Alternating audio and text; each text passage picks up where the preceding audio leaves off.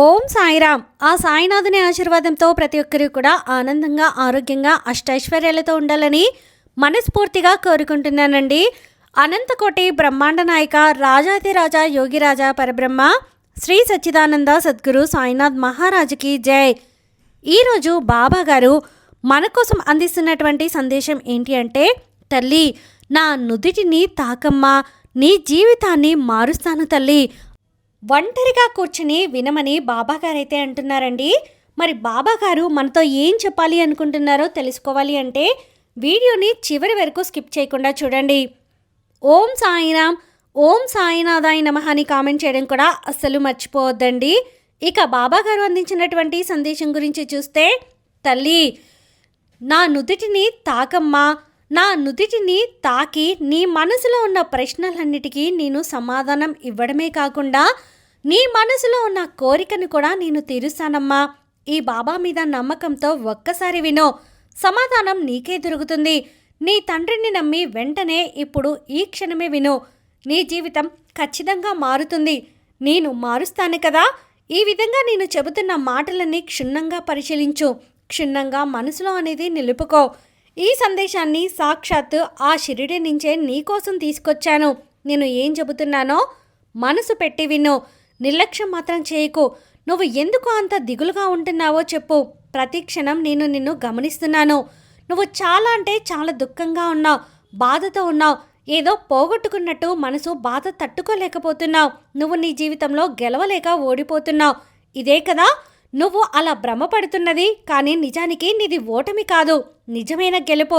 నీది నువ్వు అనుకుంటున్నావమ్మా. నీ బాబా ఏదైనా సరే ఒకటి సాధించాలని అనుకునేలేపే అది వెనక్కి లాగేసుకున్నానని. కానీ ఎప్పుడూ అలా అనుకోకు. నా బిడ్డల సంతోషమే నేను కోరుకుంటాను. నువ్వు ఎంతలా పోరాడుతున్నా ఆ పోరాటానికి ఫలితం దొరకలేదు, నిరుత్సాహపడుతున్నావు కదా తల్లి. అదంతా కూడా నేను తక్కువ పరచడానికి, నేను బలంగా మార్చడానికి, నిన్ను ఖచ్చితంగా మంచి దారిలో నడపడానికి నేను ఎప్పుడూ కూడా నీ మంచి కోసమే తాపత్రయపడుతూ ఉంటాను. నీ మంచి కోరే ఎప్పుడూ నీకు మంచి సమయం వస్తుందా అని చూస్తూ ఉంటాను. తల్లి నువ్వు నిరుత్సాహపడాల్సిన అవసరం లేదు. నన్ను ప్రతిదీ అడుగుతున్నావు కదా, దానికి సమాధానం ఇవ్వడమే కాకుండా నీకు కాస్త నిరాశ అనేది మిగిలినా కూడా అన్నీ మర్చిపో. ఇప్పుడు నాకు వ్యతిరేకంగా జరిగేలా ఉన్నాయి అని బాధపడకు. నువ్వు పడ్డ కష్టాలకు, సమస్యలకు నువ్వు ఎదురు చూసే ఫలితం నేను ఇస్తానమ్మా. నీ బాబాని నేనున్నాను తల్లి. నిన్నే నమ్ముకొని ఉన్నా. నిన్ను ఎందుకు బాధ పెడతాను, బాధని ఎందుకు మిగులుస్తాను చెప్పు. ప్రతి క్షణం నాకు ఈ బాధలన్నీ ఎందుకు అని అడుగుతున్నా నీకు సమాధానం చెప్పాలని ఈరోజు నీ ముందుకు వచ్చాను. నీది అసలు అపజయం కాదమ్మా, నిజమైన గెలుపు నీది. నువ్వు ధైర్యాన్ని కలిగి ఉండు, నిశ్చింతగా ఉండు. కాసేపు నేను చెప్పే మాటల్ని ఆలకించు. నీకు మనస్ఫూర్తిగా నీ మనసులో ఆలోచనలు పక్కన పెట్టి, ఇప్పటి వరకు నీ కోరిక తీరుతుందా లేదా అని భయపడ్డావు, బాధపడ్డావు. ఎప్పుడూ కష్టాలు ఎదుర్కొని నిలబడతావు కదా. ఈ క్షణంలో ఆ కష్టాలను నేను ఎప్పుడూ కూడా నీకు తోడుగా ఉన్నాను అని చెప్పి గుర్తుంచుకో. నిన్ను కంటికి రెప్పలా కాపాడుతున్నాను అని గుర్తుంచుకో. భయపడకు, బాధపడకు. నీ సాయి తండ్రి నీకు ఎప్పుడూ తోడుగా ఉంటాను. నీ మనసులో ఉన్న ఆందోళన, భయం, ప్రీతి, ప్రశ్నలు సమాధానంగా నేను చెబుతాను కదా. నువ్వు ప్రశాంతంగా ఉంటావు. నా మాటలు వింటే పరిష్కారం కూడా చూపుతానులే. ఎన్ని సమస్యలు ఉన్నా నిన్ను బయటకి తీసుకొస్తాను.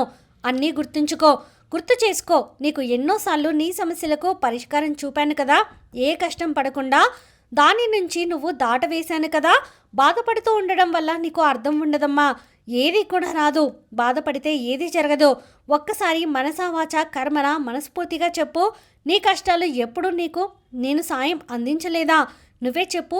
నీకు ఏదైతే అవసరమైన పరిస్థితుల్లో కూడా నీతో నేనే ఉన్నాను అని చెప్పి ప్రతి క్షణం నీ అంతరాత్మ గుర్తు చేయలేదా? నీ కష్టాలు కూడా నువ్వు అనుభవించావు కదా తల్లి.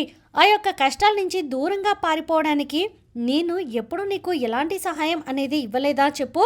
ఒక్కసారి నువ్వే ఆలోచించి చూడు, నీకే అర్థమవుతుంది, నీకే గుర్తొస్తుంది. ఒక్కొక్క సమస్య దాని తీవ్రతను బట్టి అది పనిచేస్తూ ఉంటుంది. కానీ నువ్వు ఏమీ అడగకుండా అక్కడే ఆగిపోలేదు కదా. సమస్యలన్నీ కూడా నువ్వు దాటుకుంటూ ఇక్కడి వరకు వచ్చావు. మరి నీకు ఏ సాయం అందకుండా ఇప్పటి వరకు అన్ని కష్టాలను అనుభవించావా? నా సహకారం లేకపోతే నువ్వు ఇంతలా ఉన్నావా చెప్పు. నువ్వే ఆలోచించు తల్లి. నీకు ఈ కష్టాలు పెట్టి నేను కష్టాల నుంచి బయటకు తీసుకురాలేనా? ఎప్పుడు నువ్వు అపోహపడవద్దు. ఒక్కటి చెబుతున్నాను వినమ్మా, నాకు ఎవరు వద్దు అని చెప్పి నువ్వు అనుకున్నప్పుడే నీ జీవితానికి ఏదైనా అర్థం అనేది వస్తుంది. ఏదైనా సాధించాలి అనే ధైర్యం నీకు తప్పకుండా ఏర్పడుతుంది. నిశ్చింతగా ఉండు.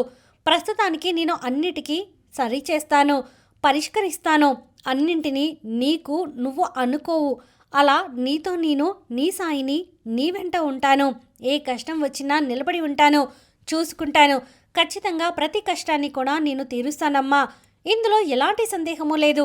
నీ జీవితాన్ని మార్చి తీర్చిదిద్దుతాను. తల్లి నీ మీద కష్టాలు పడిపోవాలని చెప్పి ఒక భ్రాంతిలో ఉండిపోతావు. నీకు నువ్వే ఓదార్పుని ఇచ్చుకునే ప్రయత్నాన్ని నువ్వు చేస్తున్నావు.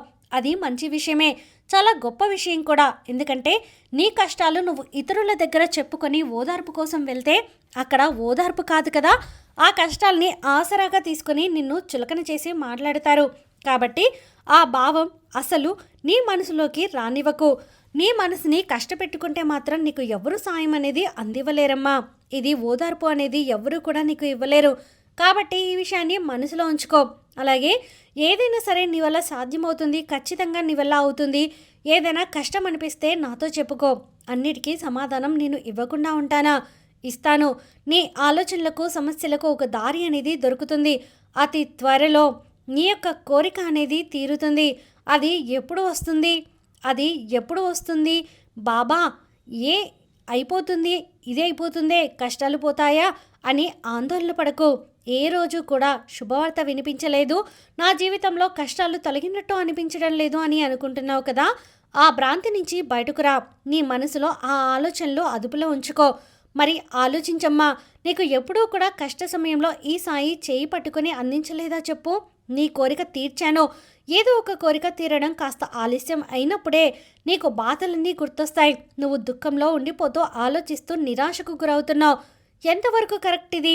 నీకు నువ్వే ప్రశ్నించుకో. జీవితం దీంతో అయిపోదు తల్లి.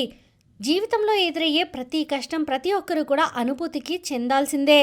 ఏ సమస్యనైనా ఎదిరించి నిలబడాలి. ఇప్పుడు నువ్వు వెళ్ళే దారంతా ఒక పూల బాటలా మారుతుంది. అప్పుడే నీకు ఏ కష్టం అనిపిస్తే అది ఖచ్చితంగా తీర్చుకొని దారే నీకు దొరుకుతుంది. ఒకవేళ అన్ని వేళలా ప్రతి సాయం కూడా నీకు సమయం అనేది వచ్చినప్పుడు అందించబడుతుంది. నీతో నీ బాబా ఉన్నాడమ్మా. నువ్వు ఒక్కసారి మనసులో ధైర్యాన్ని తెచ్చుకో. నమ్ము, నీ కష్టాలు తప్పకుండా తీరుతాయి అని చెప్పి బాబాగారు అయితే అంటున్నారండి. మరి బాబాగారు అందించినటువంటి ఈ సందేశం మీకు నచ్చితే ప్లీజ్ లైక్ చేయండి. మరికొంతమంది సాయి భక్తులకు వీడియోని షేర్ చేయండి. ఫస్ట్ టైం ఛానల్ని చూస్తున్న వాళ్ళు సబ్స్క్రైబ్ చేసుకొని పక్కనే ఉన్నటువంటి బెల్ ఐకాన్ని క్లిక్ చేయడం అస్సలు మర్చిపోద్దండి. ఆ సాయినాథుని ఆశీర్వాదంతో ప్రతి ఒక్కరూ కూడా ఆనందంగా, ఆరోగ్యంగా, అష్టైశ్వర్యాలతో ఉండాలని మరొక్కసారి మనస్ఫూర్తిగా కోరుకుంటున్నానండి. సర్వేజన సుఖినో భవంతు. ఓం సాయిరామ్.